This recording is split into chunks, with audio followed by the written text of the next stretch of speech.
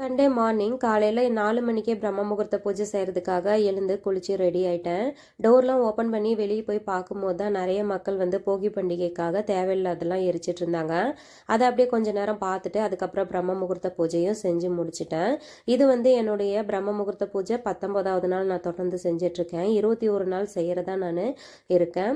காலையில் பார்த்தீங்கன்னா பால் நான் எடுத்துக்கல. அதுக்கு பதிலாக நைட்டு பாதாம் பேசுன்னு ஊற வச்சுருந்தேன். இதில் தான் கொஞ்சமாக நாட்டு சர்க்கரை போட்டு சாப்பிட்டேன். அப்புறம் கொஞ்ச நேரம் கழிச்சு நான் வாக்கிங் கிளம்பிட்டேன். பெங்களூரில் பார்த்தீங்கன்னா கிளைமேட் இப்படி தான் இருந்தது காலையில்.